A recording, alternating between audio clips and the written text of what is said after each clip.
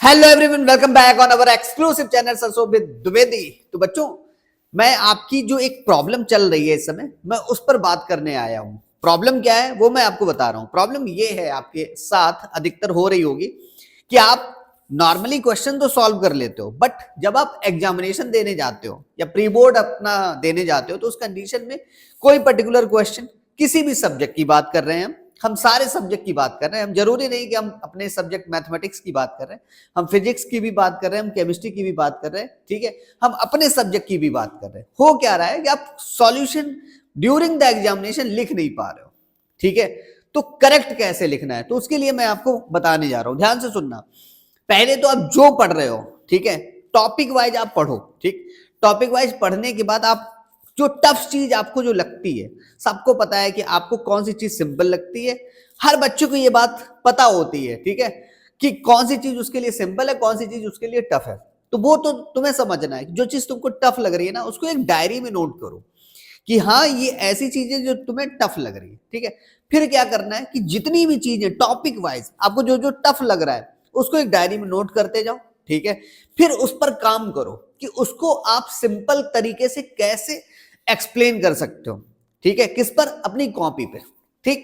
जब आप प्रॉपर उसको समझ लो तो उससे रिलेटेड जो भी एप्लीकेशन है, जैसे कि अगर आप सपोज दैट, अगर हम मैथमेटिक्स का एग्जांपल दें तो सर्किल की कोई अगर टॉपिक चल रहा है, सपोज दैट सर्किल का टॉपिक चल रहा है और उसमें कोई थ्योरम में तुम्हें प्रॉब्लम आ रही है, ठीक है, और उससे रिलेटेड क्वेश्चन आ गया, तो अब पहले तो तुम्हें थ्योरम समझना होगा, ठीक है।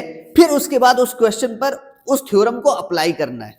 ये सारी चीजें आपको आराम से करनी, कोई जल्दबाजी नहीं करनी, कोई जल्दबाजी नहीं करनी है। ये नहीं कि तुरंत उठाया सैंपल पेपर सॉल्व करने लगे। और यही पर मैं अगर बात करूं, जैसे कि एक मैथमेटिक्स का एक और टॉपिक है, जैसे रिमाइंडर एंड फैक्टर थ्योरम। बच्चों को कई सारे सॉल्यूशन को लिखने में दिक्कत आती है कि कब रिमाइंडर यूज करनी है, कब फैक्टर थ्योरम। वो डिपेंड करती है थ्योरम, वो लैंग्वेज कह सकते हो कि लैंग्वेज के ऊपर डिपेंड करती है, और लैंग्वेज से ही डिसाइड होगी कि कौन सी थ्योरम वहां पर अप्लाई होती है। ऐसे ही आपका फिजिक्स में आपको करना चाहिए।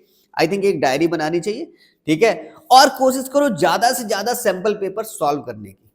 जितने ज्यादा से ज्यादा सैंपल पेपर सॉल्व कर लोगे, उतना ही अच्छे से आपका जो प्री बोर्ड या बोर्ड एग्जामिनेशन जो भी आप फाइनली, तो इस समय आप pre board I think complete हो गए होंगे, तो बोर्ड एग्जामिनेशन का टाइम है आपका। तो आप उससे पहले जितने भी सैंपल पेपर आप कर रहे हो, ठीक है, और जो भी आपको प्री बोर्ड के डिफरेंट स्कूल्स के पेपर मिल रहे होंगे, जो मेरे आप टेलीग्राम चैनल पे जाके देख सकते हो, ठीक है, आप सॉल्व कर सकते हो। और उसके बाद आप खुद से फील करो कि इतना प्रोसेस, एक डायरी बनाने के बाद आपने उस पर जो एक तरीके से एनालिसिस आपने जो किया, ठीक है, उसको अपना एक तरीके से जो डायरी आपने बनाई, उसको बार बार आपको एक बार देखनी चाहिए, ठीक है। आई थिंक एक या दो बार या तीन बार आप जितना मैक्सिमम उसको देख सकते हो, क्योंकि वही तुम्हारी एक तरीके से कह सकते हो वही तुम्हारी प्रॉब्लम है।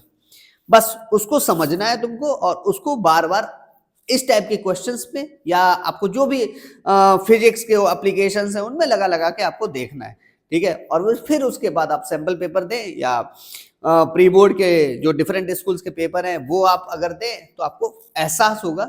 और फिर फाइनल जब बोर्ड का टाइम आएगा तो आप अपना 100% दोगे, ठीक है। तो ये चीज थी आज के लिए, और यही मुझे लगता है कि आप सबके लिए जो प्रॉब्लम है, और एक हमने आपको एक प्रॉपर सॉल्यूशन दिया है डायरी के रूप में। डायरी जरूर बनाओ एक, ठीक है। आप हर सब्जेक्ट की डायरी बना सकते हो, ठीक है। हर सब्जेक्ट में, अगर सब्जेक्ट वाइज थोड़ी सी मोटी बनाना, थोड़ी सी उसकी थिकनेस अच्छी खासी होनी चाहिए, ठीक है। ओके, तो बच्चों ये आज के लिए आप सबके लिए था। Take care, good night, bye, और अपना बहुत ख्याल रखें।